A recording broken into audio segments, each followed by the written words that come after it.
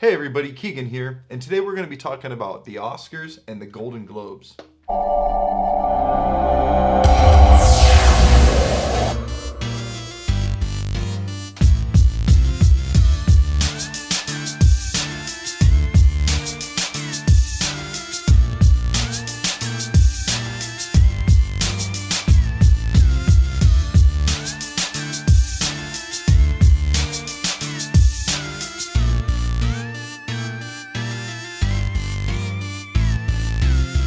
Okay, everybody, so anyone that knows me knows that I'm constantly looking for a conspiracy in everything, and it's not because I'm a paranoid schizophrenic. It's because I use critical thinking skills and know that if something is worth over 5 million, 10 million, $100 million, there's probably high level people that want to ensure that the flow of that money goes in their directed uh, position. So when it comes to like the Super Bowl, I'm not a fan of football, but I know that a lot of sports are rigged. So I can actually break through and start talking to certain friends of mine that aren't into conspiracy theories, but they are into football. I can start talking to them about, the referees getting paid off or the satanic rituals at the Super Bowl halftime show or whatever. So it doesn't matter if it's a UFC fight, the Oscars, the Super Bowl. I can always somehow connect the dots to the private banks or the Illuminati. So tonight, I'm going to be talking about the Oscars and the Golden Globes a little bit. Just right off the bat, look at this thing. So some would say that, the Oscars are very egotistical. One of the things that happens when people win the Oscars is they actually get a tiny little golden trophy of a man. And some people would say that's false idol worship, just like the golden calf, when Moses came down off the hill. And look at the logo too for the Oscars symbol. I don't know if you see it there, but it almost looks like the all-seeing eye just right off the bat. But anyhow, I noticed a few different things that happened this year at the Oscars and the Golden Globes, so I'm just going to kind of hop into it. Um, when I say there's a conspiracy and everything, I remember Denzel Washington when he won an Academy Award one time. He said, about 20 days ago, they picked me up. They ran me around. They took me to barbecues. They took me to meet and greets, and I met producers and everybody. And they said, "You got it. We figured it all out." And they went there. They said, "You're gonna win the Academy Award tonight." And I get there, and they pull me up, and they, blah blah. Here I am. And Denzel Washington, very nonchalantly in his acceptance speech, told everybody that the whole thing is freaking rigged. You'll hear remarks from people saying, "Oh, I feel bad for this actor. He didn't win an Academy Award. Wasn't even nominated."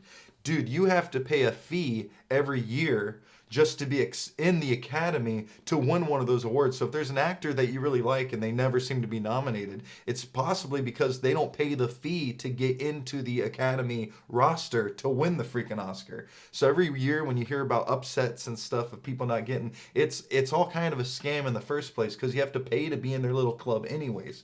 But Denzel Washington straight up said, during his acceptance speech that the whole thing was rigged right from the get-go. So I digress. I wanted to go to the Golden Globes real quick.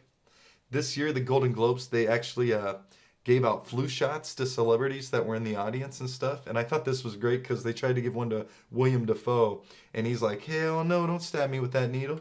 One picture I had that I couldn't find before I did this episode was Bradley Cooper actually getting one of these flu shots, but through his jacket.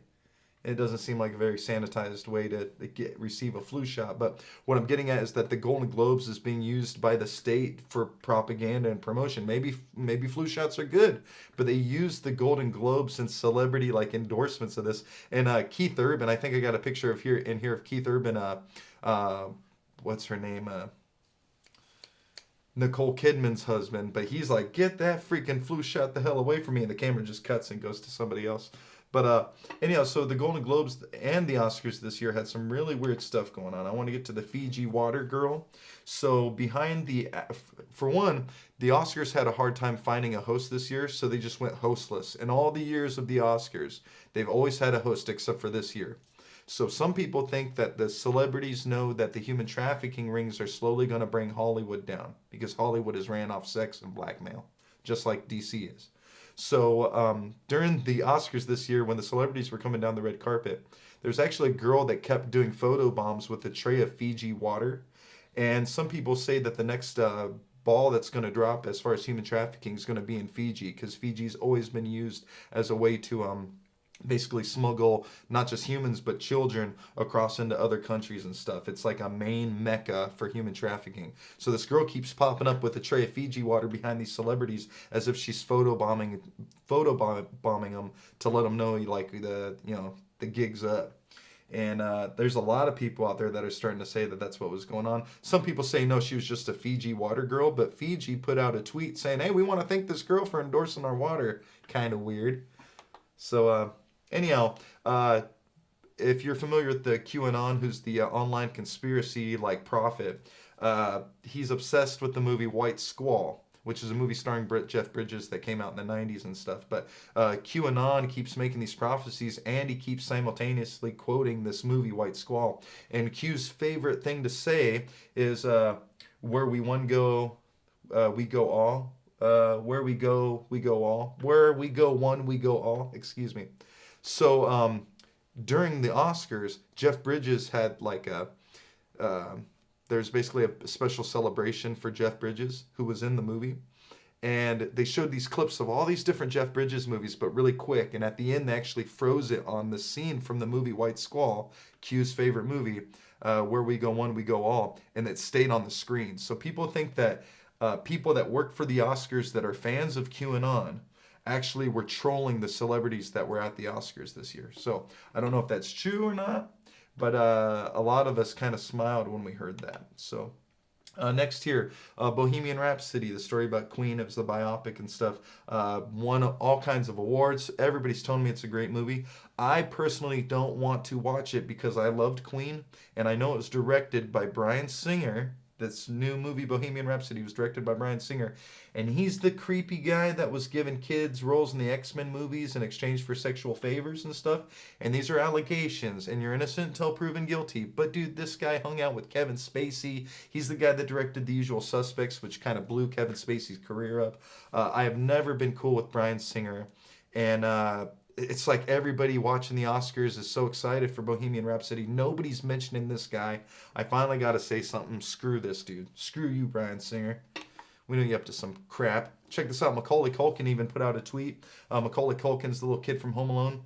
He said, "If Bohemian Rhapsody wins Best Picture, it won't be the first time an alleged sex offender directed a Best Picture. Hashtag truth. Hashtag Mac tweets the Oscars." That's a weird thing to say. I think Macaulay Culkin's involved in some weird Pizzagate type stuff too. He's connected to the Voodoo Donut conspiracy. I don't have time to get into that now, but yeah, this is definitely an odd tweet for him to put out. And then another tweet he wrote said, "Rami Malek eats babies." There, I said it. Mac tweets the Oscars. So Rami Malek is the guy that plays Freddie Mercury in this new Bohemian Rhapsody movie. So why is Macaulay Culkin saying this stuff? And this stuff goes right along with the stuff we've been saying for 2 years now about Pizzagate. So there's definitely some weird stuff going on at the Oscars this year. Liz Crokin, I follow her on Instagram. Every once in a while, she's got some good stuff. Every once in a while, I've kind of been led astray. But I found this on her Instagram. It says, "Hello, I'm not sure if this will be seen here, but I was directed to post this on Q General Research. I know Hollywood Anon. I'm another Hollywood Anon. I need to remain entirely anonymous, but I have been in several blockbuster films and television in the last decade. I will just say, this is all very real. You cannot imagine the depravity that exists in Hollywood. Nobody is entirely clean, including myself. Some are much worse than others, but anyone with serious commercial success has done something they would never want their fans to know. The A-list knows Q is real. They know Trump is on their asses and he's coming for them. They feel extremely betrayed by Trump, which is why they are seething with rage. But be easy with your judgments. Many were forced and born into this life, as many others were tricked into committing heinous acts for fame, do not have control of themselves. Some are breaking free. Watch Kanye West. He is a hero to many. Keep up the fight." So again, if you guys are kind of having a problem keeping up with what I'm talking about, there's a chance that our entire political system and Hollywood is ran off blackmail.